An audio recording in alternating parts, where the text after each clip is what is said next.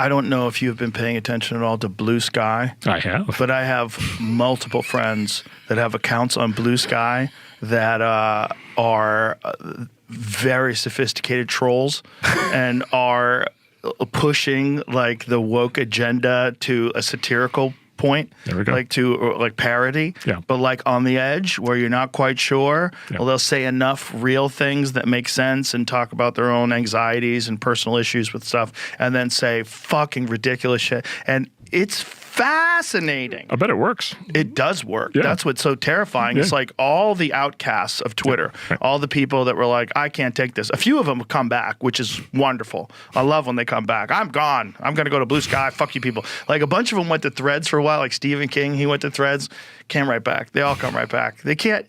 The marketplace of ideas, like, okay, you could go to like a fruit stand in the middle of the fucking desert, and that's a marketplace, or you can go to the farmer's market where everybody's there. Yeah, like, where are you going to go? That's right. You're going to go to the farmer's market. There's tons of people. It's a lot of fun. Yes. A lot of activity. Yes. That fruit stand's fucking barren and deserted. There's no one there. There's very few choices. Yeah. It's not fun. And it's win-win to have. Well, it's win-win to have them back on Twitter because it's good for them because they want to proselytize, and so they need an they need an audience. So they win, and then we win because it's really, really fun to dunk on them. But it's also weird for them to not want any pushback at all. Yep. Like, isn't the whole thing supposed to be about an exchange of ideas? Like, if you have a controversial idea and someone disagrees with it, don't you want to hear that position? I know I do. Yeah. I want to hear it. Yeah. Even if I vehemently disagree with it, I want to hear it. I want to know how's your brain work? How are you coming to these conclusions? What makes you think this way? Who are you? What do you like? I want to go on Instagram. I want to look at your pictures. Yeah. I want to see what you're up to. What are you doing? You know? Yeah. What do you do with your free time? You know, what are you complaining about? Yeah. It's a fascinating education on human psychology. And to watch people express themselves publicly and then also be attacked publicly by strangers, which never happens in the real world, like at scale, the way it happens on social media. Yeah. And I think it's an amazing time for people to examine ideas if you can handle it. Yeah. My favorite term is marketplace of idea. Yeah. You could have a marketplace of ideas. It's just going to be one idea, right? So BlueSky is a marketplace of ideas. Sure, yeah. X is the marketplace of ideas. That final S makes a lot of difference. Yeah. Right. But the thing about X is it really is diverse. Yeah. I follow tons of like kooky, leftist, progressive nutbags that like have bizarre takes on everything. Yeah. And they were 100% convinced that Kamala Harris is going to sweep all the swing states, including Iowa. Yeah. They were all in, and I was like, this is wild. Yeah. Like, is that going to happen? Are they right? Like, this is crazy. But they were 100% convinced. And it's fascinating to see all these different kinds of people, to see the Charlie Kirks and, you know, the full-on left-wing kooks and see them all together. Right. So you need that. Yeah, look, so one of the ways I think to think about this is all new information is heretical by definition, right? So anytime anybody has a new idea, it's a threat to the existing power structure. So all new ideas start as heresies. And so if you don't have an environment that can tolerate heresies, you're not going to have new ideas, and you're going to end up with complete stagnation. And right. If you have stagnation, you're going to go straight into decline. Yeah. Right. And I think this is the aberrant nature. This is the timeline split. I think the last decade has just been like a really weird aberrant time where things have not been working like they should. And you know, in 2015, Twitter called itself the free speech wing of the free speech party, right? And Elon has not Elon has restored it.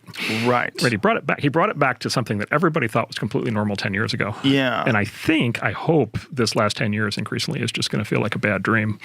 Like, I can't believe we tolerated the level of repression, right? And anger and, you know, emotional incontinence and, you know, cancellation campaigns. Emotional incontinence is a great term.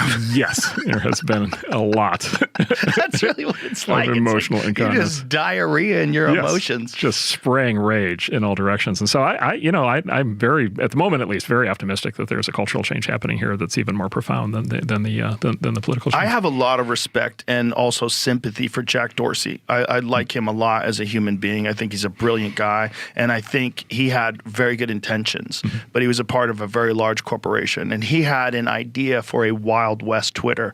He wanted to have two versions of Twitter. He wanted to have the Twitter that was pre-Elon, where there's moderation and you can't dead name someone and all that jazz. And then he wanted to have an additional Twitter that was essentially what X is now. Yeah. And he just didn't have the ability to push that through with the board and the executives and all the people that, were fully on board with woke ideology. Yeah. So the experience that people like Jack have had running these companies in the last decade has been, and I don't mean to let them off the hook for their decisions, but just the lived experience, as they say, of what these people's lives have been like is just daily pounding.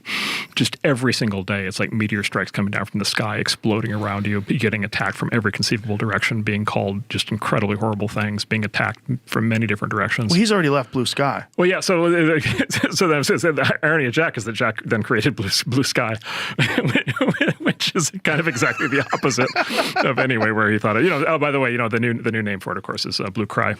Yes, I didn't know that. Exactly.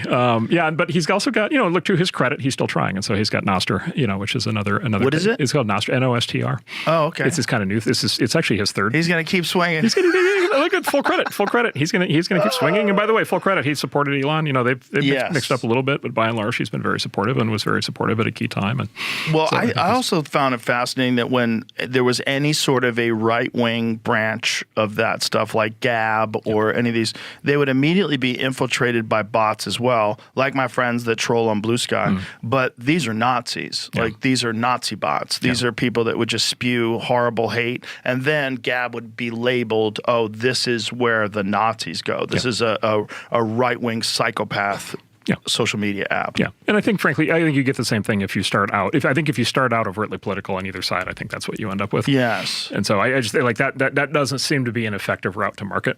It seems like you have to start from the beginning as a general purpose service, but you need to have some sense of the actual guardrails you're going to have around. And by the way, every social media service, internet service that ever works, there's always some content filters and restrictions, because you can't have child porn, you can't have incitement to violence, you can't have terrorist recruitment. Right. And even the First Amendment, there's like a dozen carve-outs that the Supreme Court has ruled on over time that are things like that you can't just like say, right? I can't say let's go join ISIS and let's go attack Washington. Like it's literally not allowed. So there's always some controls, but you need to have like a spine of steel if you're going to hold back the censorship pressure. And there's basically Substack, company I'm involved, is doing very well. Smaller. I love Substack. Smaller than Twitter, but doing extremely well. Fantastic. And they've done a great job, I think, of holding the line on this stuff. And then obviously, and it's an amazing resource. There's so many brilliant people on Substack. Yeah, that's right. I love Substack. I get a large percentage of my news from Substack. Right, that's right.